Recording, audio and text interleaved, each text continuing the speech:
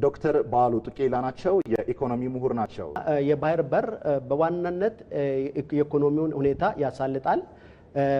ብዙ ኢምፕሊኬሽኖች አሉት ቀደም ወዳጆች እንዲያነሱት እና ከዚህ አንፃር እኔ በዋናነት ማንሳት እንፈልገው ከኢኮኖሚ አንፃር ያለውን ነው። ብዙ ሀገራት ወደብ የሌላቸው በድህነት ወለል በታች የምታዩበት ሁኔታ ነው ያለው እና ሌሎች ደግሞ ወደብ ያላቸው የተሻለ ኢኮኖሚ ማመንጨት የቻሉበት ሂደት ነው ያለው።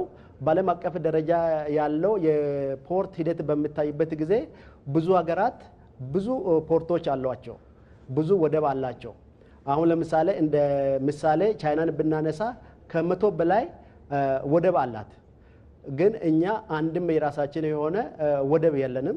ስለዚህ ይሄ ያው የህልውና ጉዳይ እንደሆነ ማሰብ ያስፈልጋል። ወደብ ኢንቨስትመንትን ከመሳብ አንፃር ያለው ሚና በጣም እጅግ የጎላ ነው። ያው ኢንቨስትመንት ሲባል ብዙ ባለሀብቶች ማልቲ ካምፓኒ የሆኑ መጥቶ የተለያዩ ስራዎችን የሚሰሩበትን አጋጣሚ ይፈጥራል። በተለይ ከግንባታ ጋር ተያይዞ ብዙ ፕሮፌሽናሎች መጥቶ የሚሰሩበትም አጋጣሚ ይኖራል። ባለሀብት ቀደም እንደተነሳው የተለያዩ ስራዎችን በተለይ ኤክስፖርት የሚደረጉ ስራዎችን ለመስራት ባህር በር መኖሩ ለነሱ እጅግ ተስፋ ነው የሚሰጣቸው። ያ በር ከሌለ ኦሬዲ ወጪውንም ታሳቢ ያደርጋሉ፣ ትራንስፖርት ኮስቱንም ታሳቢ ስለሚያደርጉ ወደዚህ ወደ ባህር ወደ ሌላው ሀገር የመሄድ እድላቸው በጣም ዝቅተኛ ነው። እነዚህ በተለይ የውጪ ቀጥታ ኢንቨስተሮች ብዙ አማራጮች አሏቸው።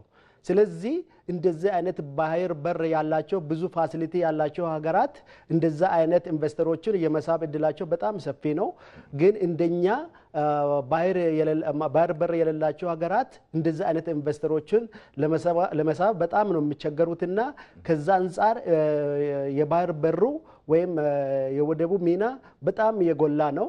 ከእሱ ብቻ ሳይሆን ሌላ መጨመር የምፈልገው ከውጪ ግብአቶችን እየተለያዩ ለምሳሌ የግብርና ግብአቶች ሊሆኑ ይችላሉ፣ የጤና መድኃኒቶች ሊሆኑ ይችላሉ። እንደዚህ አይነቶቹን ለማስገባት ራሱ በጣም እንደዚህ ወደብ የሌላቸው ሀገራት የሚቸገሩበት ሁኔታ ይኖራል። ምክንያቱም ምንድነው እንደዚህ አይነት በተለይ በጅቡቲ አካባቢ በቢሮክራሲ ምክንያት ኤክስፓየርድ የሚሆኑ መድኃኒቶች፣ የግብርና ግብአቶች ሊያጋጥሙ ይችላሉ።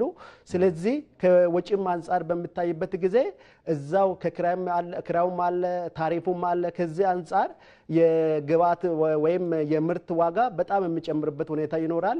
ሌላው ደግሞ ከኢንቨስትመንት ጋር ተያይዞ የስራ እድል የመፍጠር እድሉ በጣም ከፍተኛ ነው የሚሆነው። ኢንቨስተሮች በሚመጡበት ጊዜ ኦሬዲ ሰራተኞችን ይቀጥራሉ።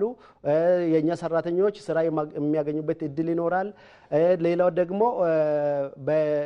በፖርት አካባቢ ግንባታዎች ይኖራሉ፣ ሆቴሎች፣ የተለያዩ ቱሪስቶች፣ የተለያዩ መዳረሻዎች ይገነባሉ። እነዚህ የስራ እድሎችን ይፈጥራሉና ኢንቨስትመንትን ከመሳብ አንፃር ያለው ሚና በጣም የጎላ ነው። ስለዚህ በወደብ አስፈላጊነቱ ላይ ምንም መደራደር አያስፈልግም። ወደብ ማለት ለአንድ ኢኮኖሚ በቃ መተንፈሻ ነው።